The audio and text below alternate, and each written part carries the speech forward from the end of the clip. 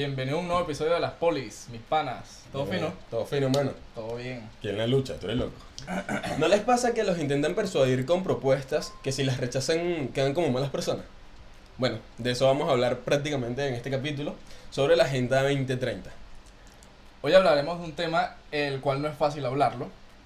Puede quedar uno como un poco conspiranoico, pero para no dejar cabos sueltos, hablaremos de hechos oficiales y un pequeño trasfondo de cada punto del cual tocaremos.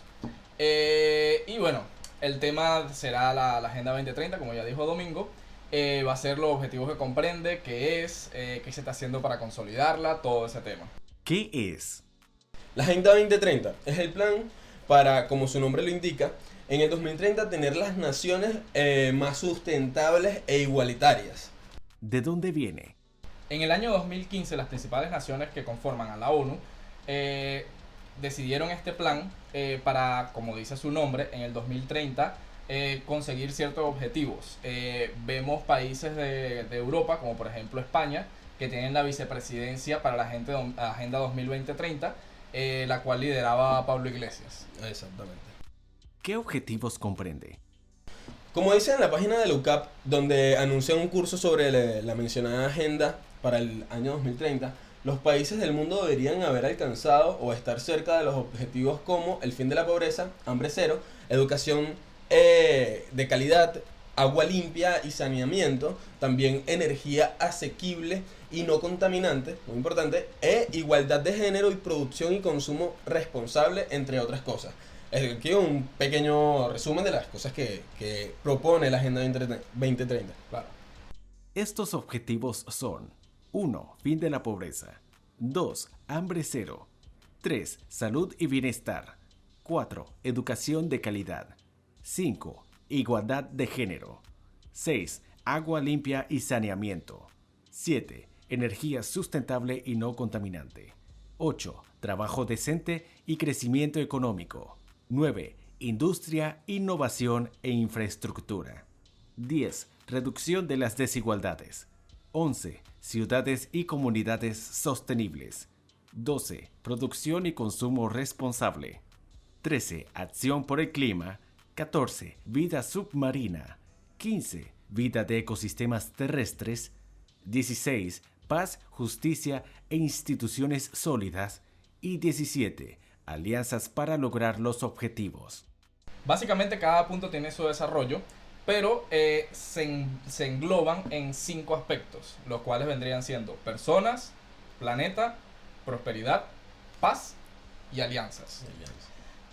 Podemos tomar cada uno de los puntos y analizarlo, pero en esta vamos a analizar los que más nos llaman la atención a nosotros y los más importantes que hemos visto.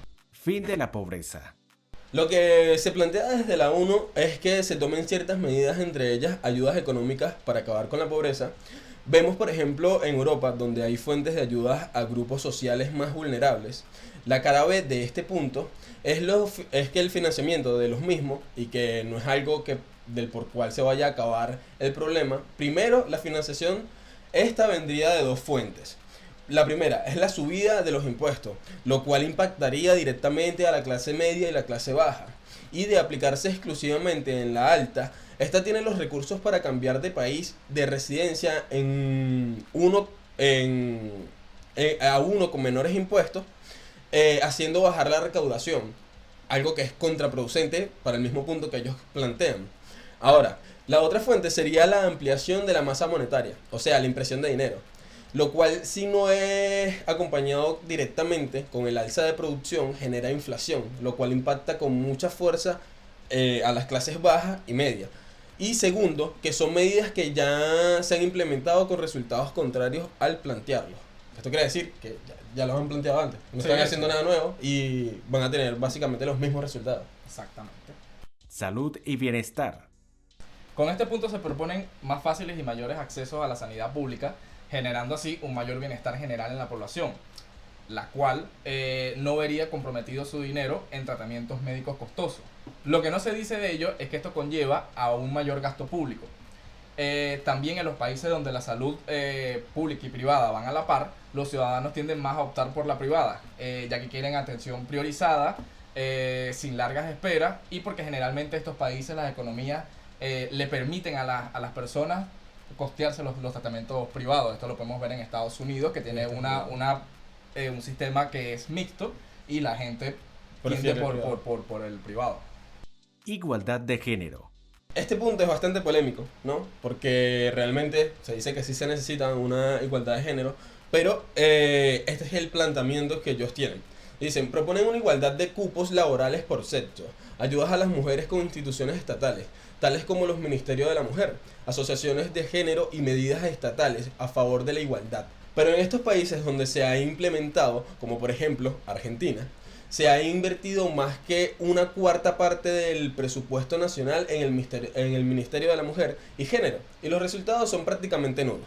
No se ha bajado sino incrementado el número de víctimas de mujeres de denuncias por acoso. Otro ejemplo, en la ciudad de Buenos Aires, donde el alcalde destina una parte del presupuesto a dar charlas a sus empleados públicos y obligar a los empleados privados o a las empresas privadas a contratar de las mismas, y el resultado es básicamente el mismo que a nivel nacional. O sea, no tenemos ninguna diferencia, es básicamente otra propuesta que ha fracasado. Claro.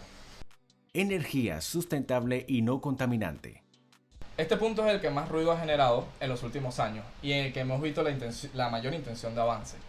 Vemos las conferencias internacionales donde los principales líderes de las naciones participantes de la ONU se reúnen para tomar decisiones sobre este tema. Vemos el caso de Francia y Alemania, donde el primero ha optado por reforzar su industria de producción energética mediante la fisión nuclear, y Alemania, que ha optado por cerrar 8 de sus plantas, y esto le ha obligado a comprarle electricidad a Francia, la cual genera por el tema nuclear, y a otros países de la Unión Europea que generan electricidad por la quema de carbón.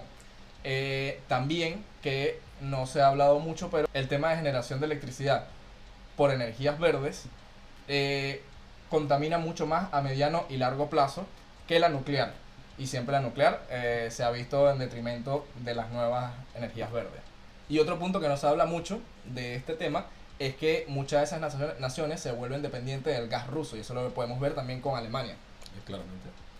Reducción de las desigualdades. Con este objetivo se busca reducir las diferencias entre las clases sociales, básicamente aumentar la masa de clase media, que generalmente son los que más aportan en las economías de los principales países. Las medidas son las que hemos visto en muchos países europeos, con mayores impuestos para los que más generan y ayudas para los que menos.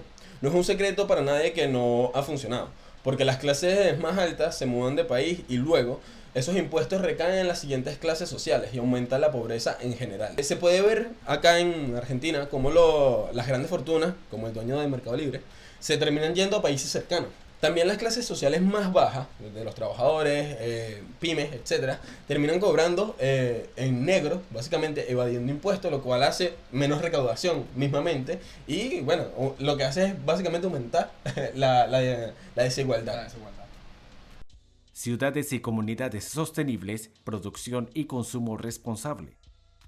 Básicamente son dos puntos que se pueden juntar en uno solo, y que buscan un manejo de recursos y de propiedades para que más personas tengan acceso a ellos. Por ejemplo, podemos ver viviendas comunitarias, transporte únicamente público, etc.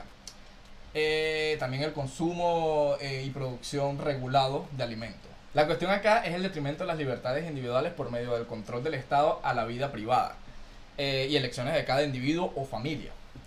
Un ejemplo de ello lo podemos ver en la propuesta hecha en Estados Unidos en la Agenda Verde, hecha por los demócratas, por el ala más izquierdista de los demócratas, para la construcción de barrios comunitarios donde nadie es dueño de la vivienda y pueden dormir en distintas viviendas, al igual que con los medios de transporte, etcétera. Eso ya lo explicaron, y de hecho Biden dijo que no, que su agenda no era esa, porque esa la había propuesta el ala más izquierdosa, y Biden dijo que era otra propuesta un poquito menos radical, pero bueno, es más o menos por donde van los tiros. Claro, todo esto es un empujar y bueno, y conseguirlo, ¿no? La agenda que ellos buscan.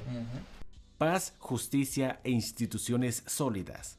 Con este punto se busca que haya una estabilidad y paz mundial general, y que cada individuo y grupo familiar tenga como centro el Estado, más allá de que los conflictos entre países no acabarán nunca, ya que es una conducta humana común y que no todos los países tienen el mismo objetivo. Sería también aumentar aún más el tamaño del Estado.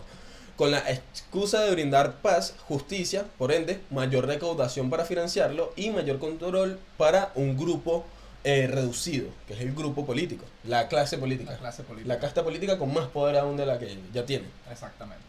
Conclusiones.